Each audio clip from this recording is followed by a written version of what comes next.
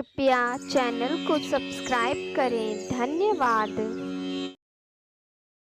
शुक्रवार का व्रत उठाएं, संतोषी माता की शरण में आएं। गुड़ और चने का भोग लगाएं, जीवन में सदा ही सुख पाएं। संतोषी माता की जय। बोलिए मित्रों, जय मां संतोषी। हे मां संतोषी, आप हम सभी भक्तों पर अपनी कृपा सदा ही बनाए रखना।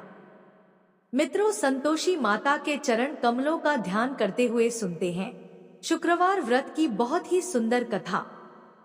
प्राचीन समय की बात है। एक गांव में एक बुढ़िया रहा करती थी। उस बुढ़िया के 7 पुत्र थे। 6 कमाने वाले थे और एक पुत्र कमाता नहीं था। उसके 7 बेटों की शादी हो चुकी थी और सबसे छोटे वाले बेटे की शादी एक अति गुणवान और सुशील कन्या के साथ संपन्न हुई थी। बुढ़िया अपने 6 बहुओं बेटों को बहुत प्यार करती थी, लेकिन अपने 7वें पुत्र का विवाह होने के बाद अपनी सबसे छोटी बहू से घर के सारे काम करवाती और उसे ठीक से खाना भी नहीं देती थी। यह सब बुढ़िया का 7वां बेटा देखता पर अपनी माँ से कुछ भी नहीं कह पाता था, जिस कारण उसकी बहू दिन भर काम में लगी रहती थी। वो उपले थापती, रोटी रसोई करती, बर्तन साफ करती, कपड़े धोती और इसी में उसका सारा समय बीत जाता था। बुढ़िया भी अपने 6 बेटों की रसोई बनाती और उन्हें अच्छा भोजन कराती और पीछे से जो कुछ जूठन बचता सो 7वें बेटे को उठा कर दे देती थी। बुढ़िया का 7वां बेटा बड़ा ही भोला भाला था। वो अपने मन में किसी भी प्रकार का कोई गलत विचार नहीं करता था। एक दिन वो लड़का अपनी बहू से बोला, देखो प्रिय, मेरी माता का मुझ पर कितना प्यार है। यह सुनकर उसकी पत्नी बोली, क्यों नहीं, आपकी माता आपको बहुत प्यार है कि सबका बचा हुआ जूठन तुमको खिलाती है। वह बोला, भला ऐसा भी कहीं हो सकता है? मेरी माँ ऐसा कभी नहीं कर सकती। मैं जब तक आंखों से न देखूं, मैं मान ही नहीं सकता। बहू ने कहा, तुम खुद देख लोगे तब तो मानोगे। और ऐसे ही कुछ दिन बाद एक बड़ा त्योहार आया। बुढ़िया के घर में 7 प्रकार के भोजन और चूरमा के लड्डू बनाए गए। बुढ़िया का 7वां बेटा अपनी पत्नी की बात को जांचने के लिए सिर दर्द का बहाना करके एक पतला कपड़ा सिर पर ओढ़कर रसोई घर में सोने का बहाना करके लेट गया। अब तो लड़का कपड़े में से सब देखता रहा कि आखिर क्या हो रहा है। जब 6 भाई भोजन करने आए, उसने देखा कि माँ ने उनके लिए सुंदर सुंदर आसन बिछाए हैं, 7 प्रकार की रसोई परोसी है और हर बेटे को आग्रह करके जिमाती है कि खा ले बेटा। 7वां बेटा कपड़े के पीछे ये सब देख रहा था। 6 भाई भोजन करके उठे तब माता ने उनकी जूठी थालियों में से लड्डुओं के टुकड़ों को उठाया और एक लड्डू बना दिया। जूठन साफ कर बुढ़िया ने 7वें बेटे को पुकारा कि उठो बेटा, 6 भाई भोजन कर गए, अब तू ही बाकी है, उठना कब खाएगा? वह कहने लगा कि माँ, मुझे भोजन नहीं करना, मैं धन कमाने के लिए परदेश जा रहा हूँ। माँ को बेटे की बात पसंद आ गई कि बेटा परदेश जाएगा तो बहुत सारा धन कमा कर लाएगा। बुढ़िया ने अपने बेटे को जाने की आज्ञा दे दी और कहा कि कल जाता हो तो आज ही जाओ। वह बोला, हाँ हाँ, आज ही जा रहा हूँ। यह कहकर वह घर से निकल गया। चलते समय उसे अपनी पत्नी की याद आई। वह गौशाला में उपले थाप रही थी। वहीं पर जाकर वो अपनी पत्नी से बोला, हम जावे हैं परदेश को, आगे सो कुछ काल, तुम रहियो संतोष से, धर्म आपनो पाल। वह बोली, जाओ पिया आनंद से, हमरू सोच हटाए, राम भरोसे हम रहें, ईश्वर तुम्हें सहाय। पत्नी बोली, दे निशानी आपनी, देख धरू में धीर, सुधी हमरी मति बिसारियो, रखियो मन गंभीर। वो बोला कि मेरे पास तुम्हें देने के लिए तो कुछ भी नहीं है, बस यह एक अंगूठी है, सो ले लो और अपनी कुछ निशानी मुझे भी दे दो। वह बोली, मेरे पास आपको देने के लिए क्या है? इतना कहकर वह पति के चरणों में गिरकर रोने लगी। इससे पति के जूतों पर गोबर से सने हाथों से छाप बन गई। वह घर से चल दिया और कई दिनों तक चलता रहा और चलते चलते वो एक दूर देश में जा पहुंचा। वहां पर एक बड़े साहूकार की दुकान थी। वहां जाकर वो कहने लगा, सेठ जी, मुझे धन की बहुत आवश्यकता है, मुझे आप नौकरी पर रख लो। साहूकार को भी काम के लिए एक व्यक्ति की जरूरत थी, तो वह बोला कि ठीक है, रह जाओ। लड़के ने पूछा कि साहूकार जी, वेतन क्या दोगे? साहूकार ने कहा, तुम्हारा काम देखकर दाम मिलेंगे। और ऐसा कहकर उसको साहूकार के यहाँ नौकरी मिल गई। वह रोज सवेरे 7 बजे से रात तक सेठ के पास नौकरी करने लगा। कुछ ही दिनों में वो लड़का दुकान का सारा लेन देन, हिसाब किताब, ग्राहकों को माल बेचना, सारा काम करने लगा। साहूकार के 7 से 8 नौकर थे। वे सब चक्कर खाने लगे कि यह तो बहुत होशियार बन गया है। सेठ ने भी लड़के का काम देखा और 3 महीने में ही उसे आधे मुनाफे का साझीदार बना लिया। इसी प्रकार से समय बीता और वह लड़का 12 वर्ष में ही नामी सेठ बन गया। अब तो मालिक सारा कारोबार उस पर छोड़कर बाहर चला गया। संतोषी माता व्रत कथा के अनुसार अब बहू पर क्या क्या बीत रही है, सो आप सुनो। बेटे के जाने के बाद सास अपनी बहू को बहुत दुख देने लगी। सास सारी गृहस्थी का काम करवाकर बहू को लकड़ी लेने जंगल में भेज देती। इस बीच घर की रोटियों के आटे से जो भूसी निकलती उसकी रोटी बनाकर रख दी जाती और फूटे नारियल के खोपरे में पानी पीने के लिए दिया जाता। और इस तरह उस दुखियारी के दिन बीत रहे थे। पति के जाने बाद बहू पर सास के अत्याचार धीरे धीरे और ज्यादा बढ़ते चले गए। एक दिन बहू इस सब से दुखी होकर मंदिर चली गई। वहां उसने देखा कि बहुत सी स्त्रियां कोई पूजा कर रही थी। उसने स्त्रियों से उस व्रत के बारे में जानकारी ली तो वे बोली कि हम संतोषी माता का व्रत कर रही हैं। इससे जीवन के सभी प्रकार के कष्टों का नाश होता है और जीवन में सुख समृद्धि आती है। निपुत्र को पुत्र मिलता है, प्रीतम बाहर गया हो तो जल्दी अपने घर को आता है। कुंवारी कन्या को मनपसंद वर मिलता है, सब तरह की सुख शांति प्राप्त होती है और जो कुछ मन में कामना हो वे सब इस संतोषी माता की कृपा से पूरी हो जाती है। उन स्त्रियों ने उसे बताया कि शुक्रवार को नहा धोकर एक लोटे में शुद्ध जल ले गुड़ चने का प्रसाद बना लेना तथा सच्चे मन से माँ का पूजन करना, हर शुक्रवार को निराहार रहे, संतोषी माँ की कथा कहना सुनना, इसके बीच व्रत का क्रम टूटे नहीं, सो लगातार इस नियम का पालन करना। साथ में कथा सुनने वाला कोई न मिले तो घी का दीपक जलाकर उसके आगे जल के पात्र को रखकर कथा कहना। जब तक कार्य सिद्ध न हो नियम पालन करना और कार्य सिद्ध हो जाने पर ही व्रत का उद्यापन करना। 3 मास में माता व्रत का फल पूरा करती है। यदि किसी के खोटे ग्रह हो तो भी माता 1 वर्ष में अवश्य कार्य को सिद्ध करती है। इसलिए कार्य सिद्ध होने पर ही उद्यापन करना चाहिए, बीच में नहीं। उद्यापन में 2.5 सेर आटे का खाजा तथा इसी परिमाण से खीर तथा चने का साग तैयार करना, 8 लड़कों को भोजन कराना। जहां तक मिले देवर जेठ भाई बंधु कुटुंब के लड़के लेना, न मिले तो रिश्तेदारों और पड़ोसियों के लड़के बुलाना, उन्हें भोजन कराना, यथाशक्ति दक्षिणा देना और माता का व्रत पूरा करना। इस दिन खटाई भूल कर भी मत खाना और न ही किसी को खाने को देना और दिन में 1 वक्त भोजन करना। उन महिलाओं से व्रत का सारा विधान सुनकर अब तो बहू हर शुक्रवार को पूरी सच्ची श्रद्धा से संतोषी माता का व्रत करने लगी। संतोषी माता की कृपा से कुछ ही दिनों के बाद उसे अपने पति का पत्र मिला, साथ ही पति के भेजे हुए पैसे भी आ गए। यह सब देखकर जेठानी मुंह सिकोड़ने लगी और बोली, इतने दिनों में पैसा आया, इसमें क्या बड़ाई है। लड़के ताने देने लगे, काकी के पास अब पत्र आने लगे, रुपया आने लगा, अब तो काकी की खातिर बढ़ेगी, अब तो काकी बुलाने से भी नहीं बोलेगी।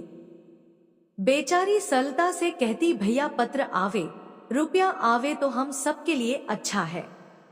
ऐसा कहकर आंखों में आंसू भरकर संतोषी माता के मंदिर में आकर मातेश्वरी के चरणों में गिरकर रोने लगी और बोली कि माँ, मैंने तुमसे पैसा नहीं मांगा, मुझे पैसे से क्या काम है, मुझे तो अपने सुहाग से काम है। मैं तो अपने स्वामी के दर्शन और सेवा मांगती हूँ।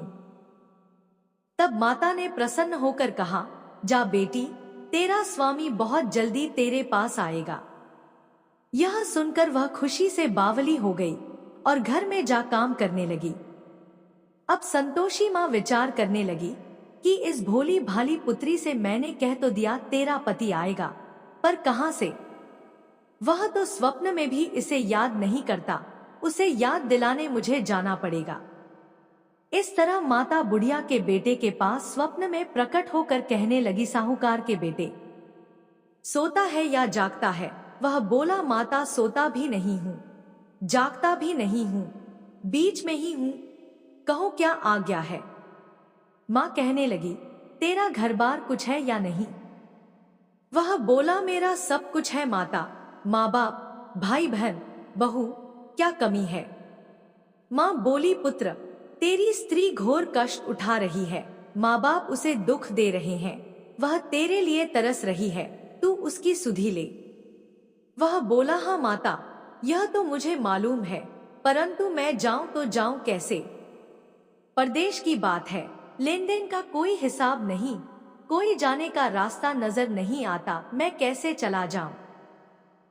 माँ कहने लगी, मेरी बात मान, सवेरे नहा धोकर संतोषी माता का नाम ले और एक घी का दीपक जला, दंडवत होकर दुकान पर जाकर बैठना, देखते ही देखते तेरा लेन देन सब चुकता हो जाएगा, जमा माल बिक जाएगा, सांझ होते होते धन का ढेर लग जाएगा।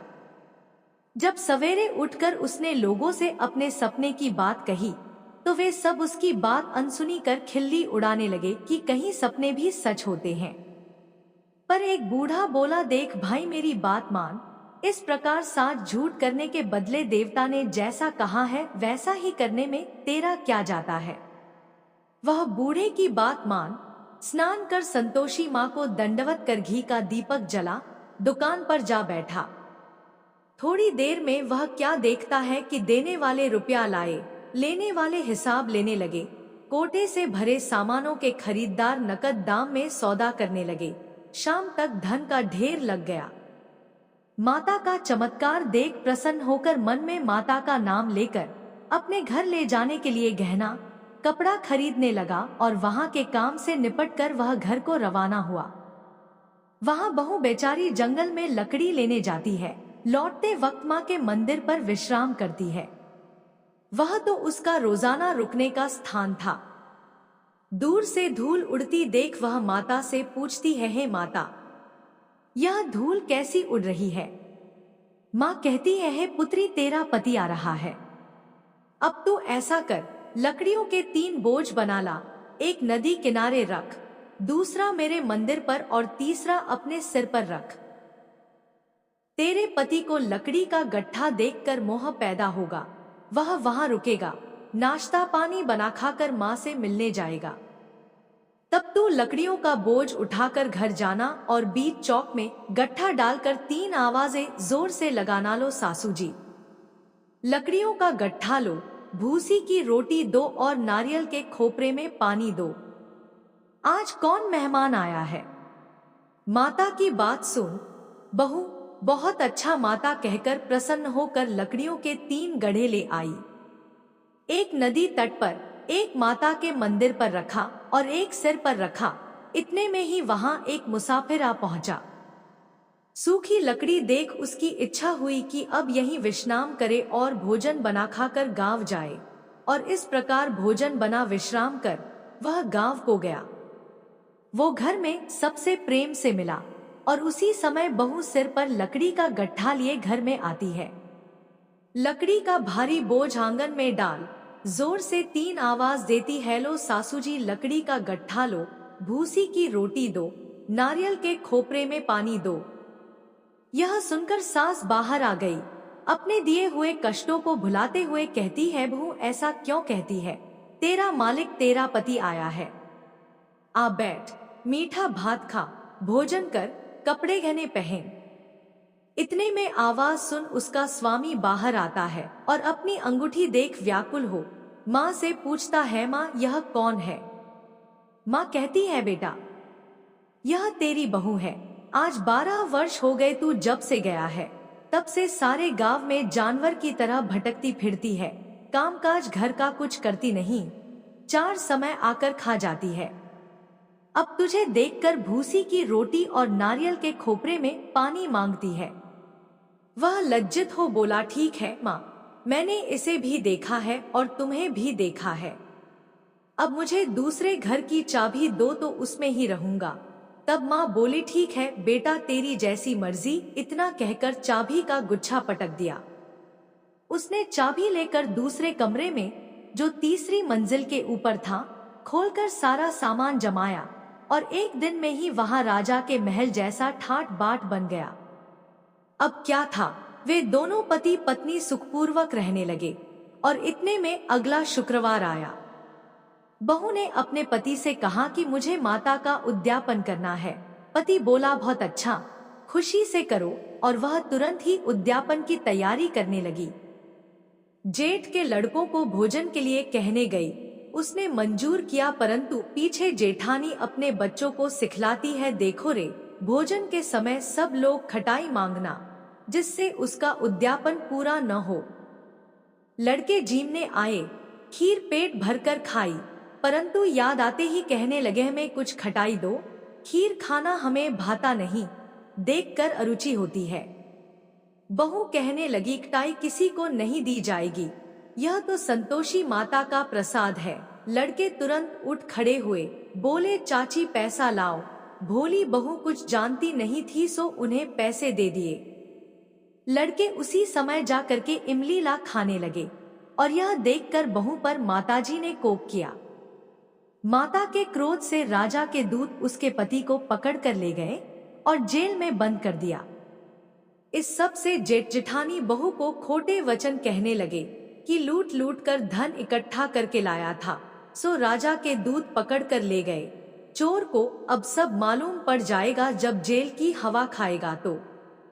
बहू से यह वचन सहन नहीं हुए, वो रोती रोती माता के मंदिर में गई। बोली, हे माता, तुमने यह क्या किया? हंसाकर अब क्यों रुलाने में लगी हो? माता बोली, पुत्री, तूने गलत उद्यापन करके मेरा व्रत भंग किया है। तूने इतनी जल्दी सब बातें भुला दी।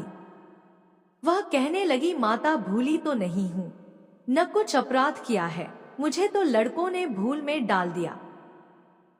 मैंने भूल से उन्हें पैसे दे दिए, मुझे क्षमा कर दो। माँ बोली, ऐसी भी कहीं भूल होती है। वह बोली, माँ मुझे माफ कर दो, मैं फिर तुम्हारा उद्यापन करूंगी। माँ बोली, ठीक है, पर अब भूल मत करना। वह बोली, अब नहीं होगी। माँ बोली, जा पुत्री, तेरा पति तुझे रास्ते में ही आता मिलेगा। और वह घर को चल दी। राह में पति आता मिला तो उसने पूछा, तुम कहाँ गए थे? तब वह कहने लगा, इतना धन कमाया है, उसका कर राजा ने मांगा था, वहीं भरने गया था। वह प्रसन्न होकर बोली, भला हुआ, अब घर चलो। कुछ दिन बाद फिर शुक्रवार आया। वह बोली, मुझे माता का उद्यापन करना है। पति ने कहा, ठीक है, करो। वह फिर जेठ के लड़कों से भोजन करने को कहने गई तो जेठानी ने एक दो बातें सुनाई और लड़कों को सिखा दिया कि तुम पहले ही खटाई मांगना। लड़के कहने, जगह में खीर नहीं खाना, जी बिगड़ता है, कुछ खटाई खाने को देना। वह बोली, खटाई खाने को नहीं मिलेगी, आना हो तो आओ। और ऐसे वह ब्राह्मणों के लड़के बुलाकर भोजन कराने लगी। यथाशक्ति दक्षिणा की जगह एक एक फल उन्हें दिया और इससे संतोषी माता प्रसन्न हुई। माता की कृपा होते ही 9वें मास उसको चंद्रमा के समान सुंदर पुत्र प्राप्त हुआ। वो पुत्र को लेकर प्रतिदिन माता जी के मंदिर में जाने लगी। माँ ने सोचा कि यह रोज आती है, आज क्यों न मैं ही इसके घर चलूं, इसका आसरा देखूं तो सही। यह विचार कर माता ने भयानक रूप बनाया। गुड़ और चने से सना मुख, ऊपर सूंड के समान होंठ, उस पर मक्खियां भिन भिना रही थी। दहलीज में पांव रखते ही उसकी सास चिल्लाई, देखो रे, कोई चुड़ैल डाकिन चली आ रही है, लड़कों इसे भगाओ, नहीं तो किसी को खा जाएगी। लड़के डरने लगे और चिल्लाकर खिड़की बंद करने लगे। यह सब बहू रोशनदान में से देख रही थी। प्रसन्नता से पगली होकर चिल्लाने लगी, आज मेरी माता जी मेरे घर आई है। यह कहकर बच्चे को दूध पिलाने छोड़ देती है। इतने में सास का क्रोध फूट पड़ा। बोली, रान इसे देखकर कैसी उतावली हुई है जो बच्चे को पटक दिया। इतने में माँ के प्रताप से जहां देखो वहीं लड़के ही लड़के नजर आने लगे। वह बोली, माँ जी मैं जिनका व्रत करती हूँ यह वही संतोषी माता है। इतना कह झट से सारे घर के किवाड़ खोल देती है। सबने माता के चरण पकड़ लिए और विनती कर कहने लगे हैं, माता हम मूर्ख हैं, हम अज्ञानी हैं, पापी हैं। तुम्हारे व्रत की विधि हम नहीं जानते। तुम्हारा व्रत भंग कर हमने बहुत बड़ा अपराध किया है। हे माता आप हमारा अपराध क्षमा करो। इस प्रकार माता प्रसन्न हुई और सभी को आशीर्वाद दिया। माता आपने बहू को जैसा फल दिया वैसा सबको देना। जो भी भक्त माता की यह कथा पढ़े उसका हर मनोरथ पूर्ण हो। तो बोलिए प्रेम से संतोषी माता की जय।